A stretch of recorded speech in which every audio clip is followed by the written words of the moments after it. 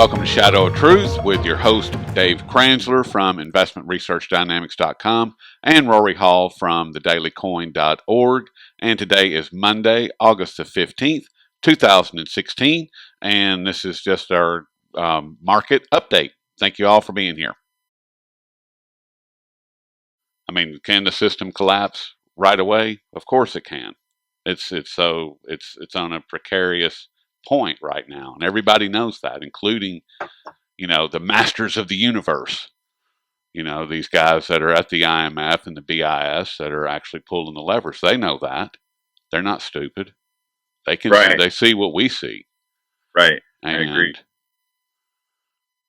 But they want it to go smooth. Everybody wants out of the dollar-based system. Everybody. That's the key thing. Is that these guys that are actually pulling the levers, they want out. They want our monetary system, our global monetary system, out of the dollar. Now that speaks in volume right there. Yeah, I mean, I think it's pretty obvious. I mean, I think the only reason that the euro, I think the European or the EU, I think the only reason that they stay tied to the dollar is because essentially the European countries are a lapdog for the United States. Right. I mean, and if you look at the SDR basket of currencies, you have number one is the U.S. dollar with the most influence and the most leverage. I think they're around 40% of the total weight. And then you have the euro, which is, I believe, around 15%, 20%, somewhere in that range. I can't remember exactly, but they're the number two. And then you have, and as of October the 1st of this year, the renminbi, the Chinese yuan, as most people know it, it will be weighted around 10%, just over 10% of the total weight of the basket of currencies. Then you have the yen and the British pound that are the other two. So the dollar and the euro, they are tied together. But the euro, that experiment is obviously failing. And it's because it's a debt-based instrument, the same as the dollar system. The U.S. dollar is a debt-based instrument, and so is the euro, and that's where the problem comes in, is that you have to have more debt in order for the system to remain alive. And as of right now, the entire world is saturated in debt and is having a really hard time in taking on more. So if the system it can't produce more debt than it did the previous year, then the system starts having a problem. And then they start throwing in these magic tricks like quantitative easing and zero interest rate policy and negative interest rate policy. Those aren't working. They're not doing, the magic isn't working, or it's wearing off at a very rapid pace. Yeah, there's actually, and it's hard to quantify it and it's hard to prove it, but it's there. Well, it's not hard to prove it, but essentially, I think you could still have a gold-backed currency and have a fractional banking system, but it's the fractional banking system more than the fiat currency that causes the problems, because the fractional banking system is what lets you take a dollar and lend it out 9 times. Right, which is ridiculous. Right, and that's essentially the same as printing money. So every dollar that's printed that gets lent out, it's like printing $10. Right. So, and that's a concept that goes over most people's heads, and even like very bright people. Like I had a heated debate about 10 years ago about that with someone who's very bright and well respected, and I was just like, look, because we had an argument over the money supply, and it was connected to when the Fed decided to hide M3 and no longer disclose M3. The only industrialized nation in the world that doesn't report its M3 account. It's the M3 money account. And I said, it doesn't really matter because you really need to take all the debt out there also and count that as part of the money supply. And Right. he was disagreeing with me.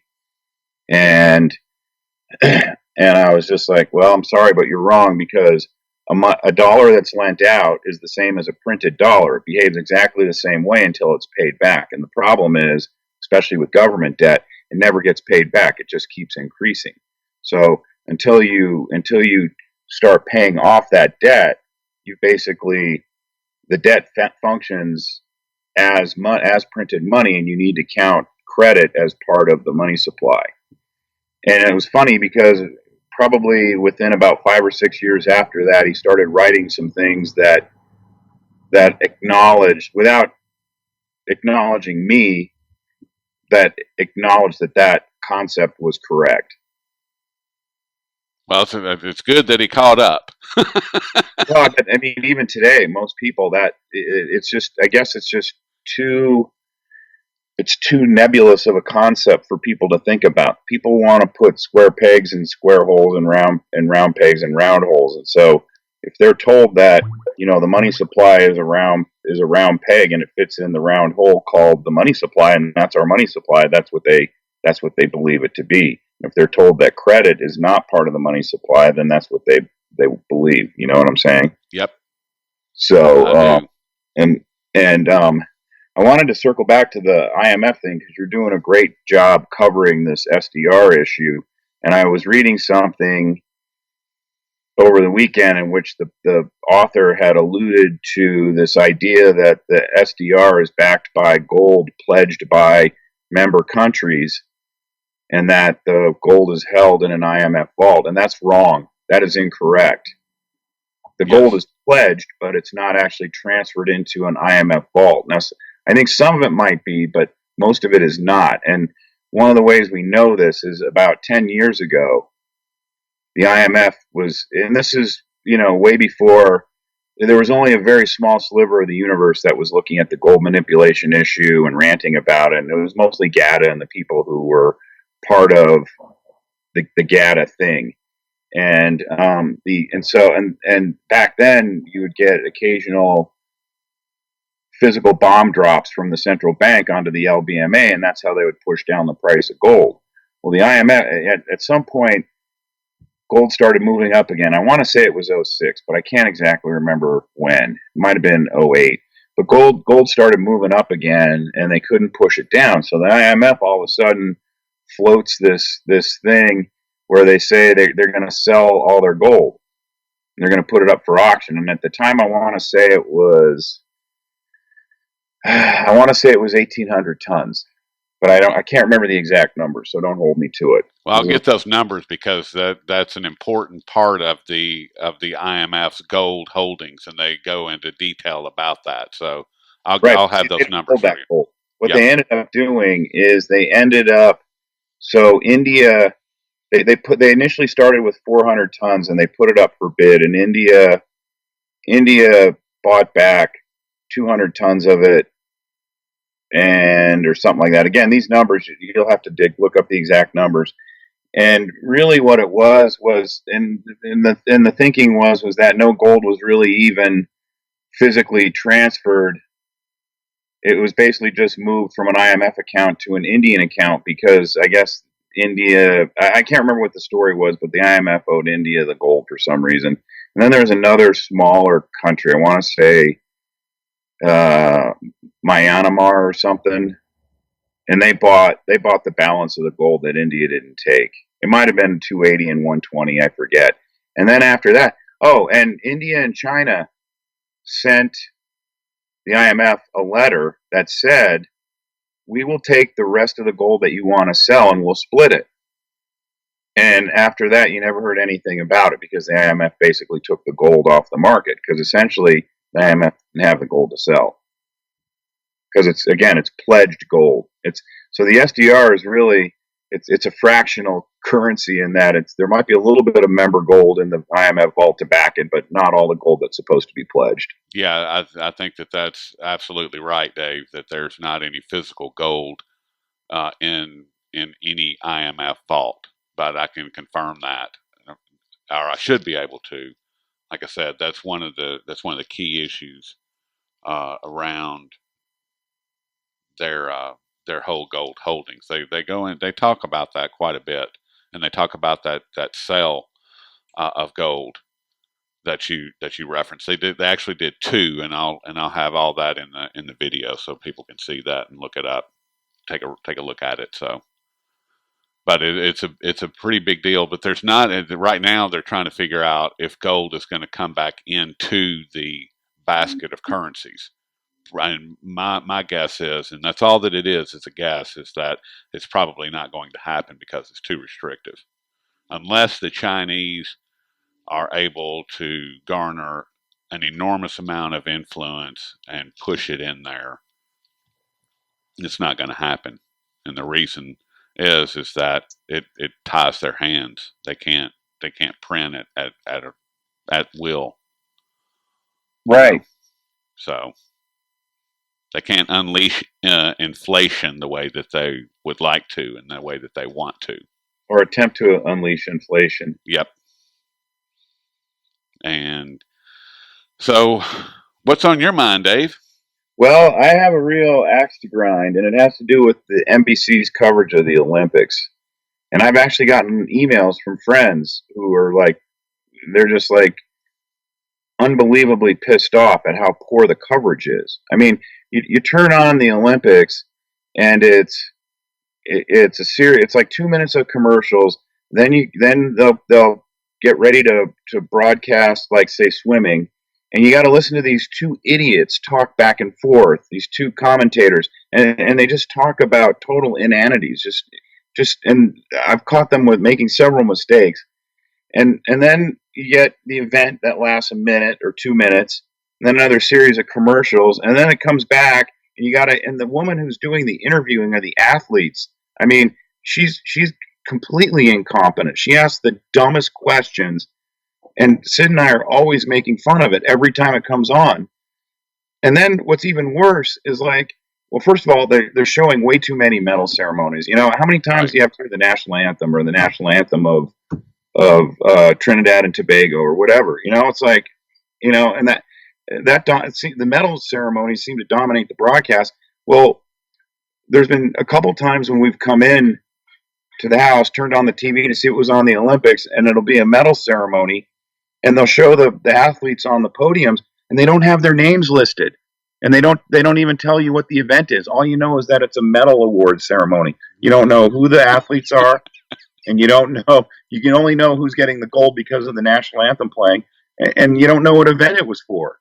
I mean, it's the most incompetent Olympic coverage I've ever seen, and it's actually made me not want to watch the Olympics.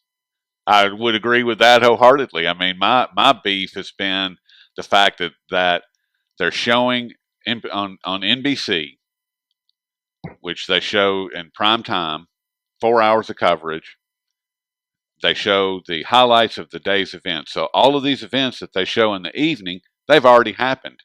But yet they still show, like with the swimming event, they show the guys sitting around in the pool waiting for the scores to post. And it's like, hello, you already know what the score is. Show us the score and move on. So, and show us his name. Show us his name. Let's start there. Yeah. But that's what's bothered me more than anything is that they'll show them sitting around, you know, for 45 seconds or a minute waiting for the score to post when it posted 6 hours ago. Edit that part out. You know, edit that part out. Show the score. Show the person's name. Move to the next event. So they haven't been covering hardly any events. I mean, it's ridiculous. And I watch very little TV, just for the record. I mean, I hardly ever watch TV, but I really wanted to watch some of the Olympics, and it's been like, I'm with you, Dave. It's like, I don't want to watch this nonsense. I mean, it's terrible. It's a waste of time. It's a waste of time. And I boycotted TV for about 15 years. Like, people reference Saturday Night Live from the 80s and the 90s. I'm like, no, sorry. I stopped watching it after the second generation crew was off. Yeah. All kinds of sitcoms, whatever. But There's a series called True Detective, and the first season, it's on HBO, and the first season was unbelievable. And now HBO has a series called The Night Of, and it's 8 episodes. And I mean, it is really intellectually engaging and entertaining, and it's really well done. So that occasionally I'll find something that I like to watch. But again, there's also no commercials on HBO, which which enhances. helps. Yeah, it enhances the viewer experience. Well, I do watch Mr. Robot. It's on USA Network, and I watch it the day after. I watch it on demand, so I have less of an impact of commercials. But it's a pretty cool show. It kind of takes elements from Fight Club and incorporates Anonymous, and then you have elements of Matrix also that are all kind of mixed in, and it's a pretty cool show. If you've not seen it, highly recommend it. You can get caught up on demand or your favorite app or whatever, but it's a pretty cool show. I mean, those are three of my favorite shows right there: The Matrix, Fight Club, and well, Anonymous is not a show, obviously, but they have some interesting things going on. Sure. So, but I guess that's our weekly TV recap. Well, do you have anything Uh, you wanted to mention here? well, I think that gold and silver are just kind of hanging in there, aren't they? They're just kind of hanging around. Not really anything going on much with that. Well, it's again, we're in the quiet period for the markets between now and really it doesn't even pick up until 2 weeks after Labor Day weekend. But we're in a period right now, right before the Eastern Hemisphere seasonal, the peak seasonal buying demand kicks in. It'll kick in another couple weeks, and typically, if you go back and look at the charts, more often than not, gold gets slammed from like mid July until mid August. So, and then it starts to creep higher, and then it tends to move a lot higher. Obviously, there's some exceptions. It depends on how aggressive they want to get with the paper manipulation, but gold is actually hanging in a lot better than I was expecting going into this period. And contrary to a lot of the reports we're getting from the propaganda media, like the World Gold Council and Reuters, etc., apparently it sounds like there was a inventory overhang in India that's been clearing out at the jewelry fabricators, Okay. and the if you look at the ex duty import premiums, they're starting to narrow. They're still negative, which means there's not a lot of wholesale demand over there, at least legitimate wholesale demand, as opposed to smuggling. Um, and that means that it looks like India is starting to wake up in terms of its import appetite. But again, I think the smuggling has been ongoing, and there's no way to measure the amount of smuggling. And I think one of the reasons people can't explain the buoyancy in gold over the period of the summer, which is usually its weakest period of the year, is the fact that there's pressure coming from invisible pressure coming from physical demand beneath sort of the paper gold veneer out there, the gold manipulation veneer. There's like invisible. There's demand there that's keeping upward pressure on the price of gold, and I think part of that can be explained by the fact that a lot more gold, physical gold, is getting smuggled into India, and what is thought to be the supply of gold out there is probably not as great as people would, the mainstream media would want us to believe. Now, do you think that some of this gold that's moving around is actually finding its way into the ETFs because that's where? No, of course not. Well, I mean, but and the reason I ask, I mean, or the reason I bring that up is because as we've discussed before, I mean, there's some pretty big names out there that are moving into paper gold, into the ETFs, and these people are of the caliber that could actually demand physical gold. I mean, they could sign up and say, "Hey, send me my gold, and it would be a legitimate request that would have to be at least considered. Whereas, I mean, it is a fraudulent instrument. We do understand that. We've noted that on numerous occasions. But there is a clause within the GLD prospectus that says that if you meet this certain criteria, then you can request the gold. And I'm just curious.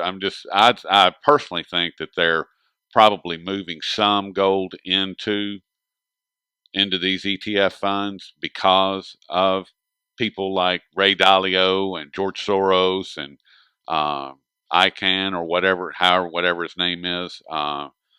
These big name investors that are moving into the ETFs.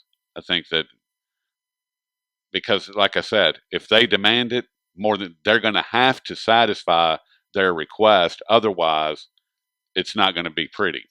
Because if I need to edit something there, and that's because if you read through the prospectus, you'll find that yes, there is a clause in there that lets if you have 100,000 shares, which is considered a basket, you can take that 1,000 shares and request redemption of an equal amount of gold, a like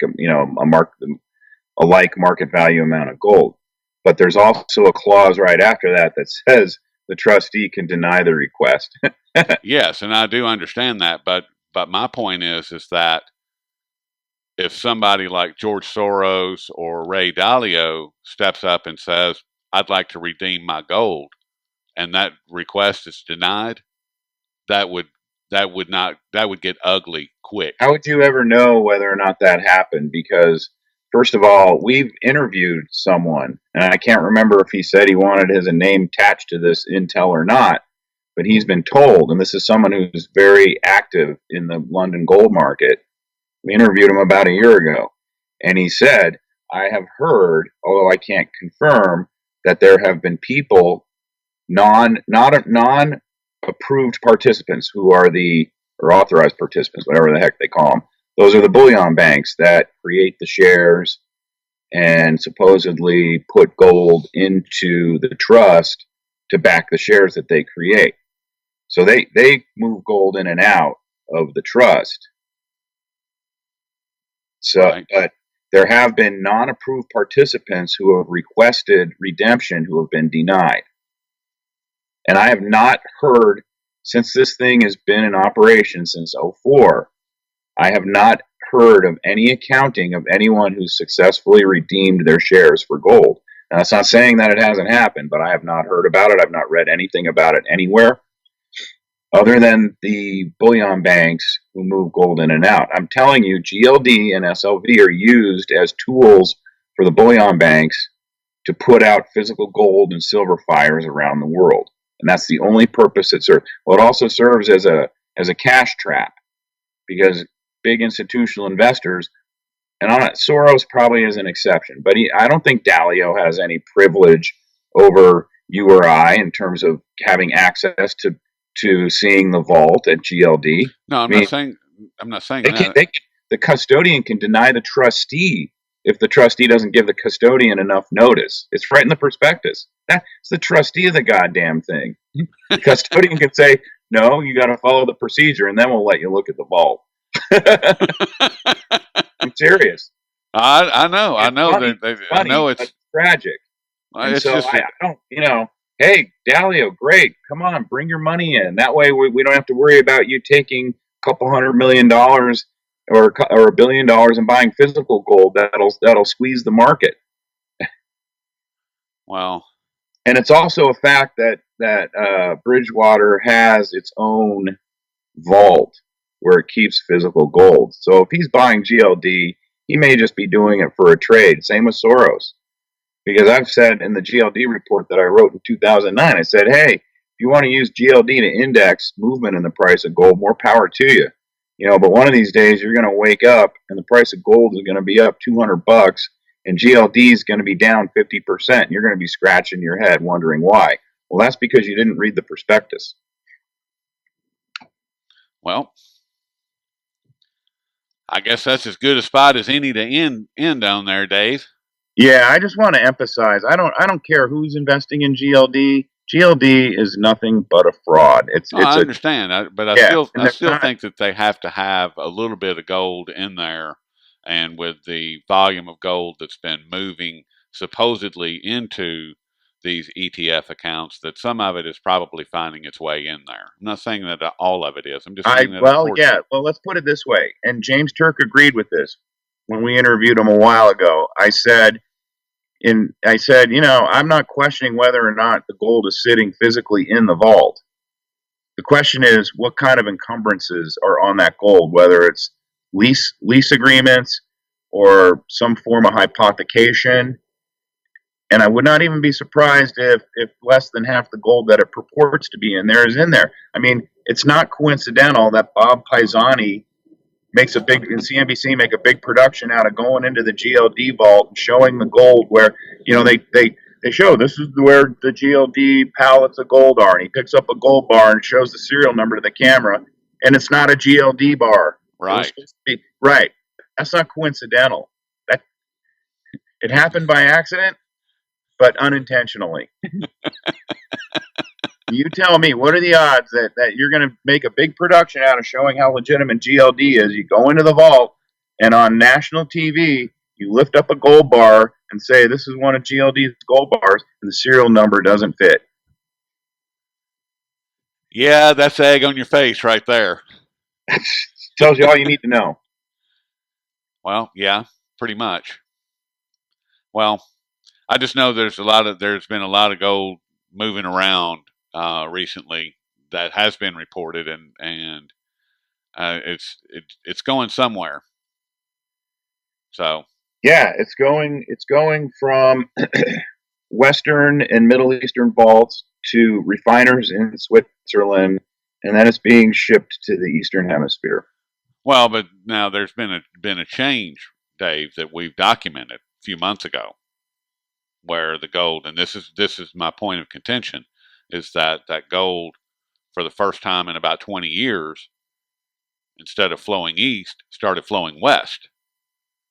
Okay, so and that same gold that you just described, that's coming out of primarily out of Saudi Arabia and the United Arab Emirates, it's been flowing into the Swiss refineries, but instead of flowing east, it's been flowing west. Right, and we don't know where that gold is going. Right, and that's why I'm saying that. And it could very well be going back to the bullion banks who are being called on their gold that's been leased out. Well, that very well could No, be. no one knows. I mean, I don't really pay that much attention to that information because by design, it's just impossible to track where this gold ultimately ends up. It ain't in my house. That's all I know. I mean, I wish it was, but it ain't. we can track a box of widgets from China to Amazon.com to the end user via UPS or FedEx or U.S. Postal Service, but for some reason they won't let us see where the gold is going. And Well, that's complicated, Dave. make no mistake, that's by design. No, they can't track anything they don't want to track. So that's just the bottom line. Right. They can't report whatever it is that they don't want to report, and so they don't report it. Right. So, well, I'm glad you're back. I'm glad you guys had fun, and I guess we'll pick it up on Thursday and see what happens. Yep, that sounds good to me. All right, buddy. Well, have a good All right, I'll see afternoon. you later. All right, man.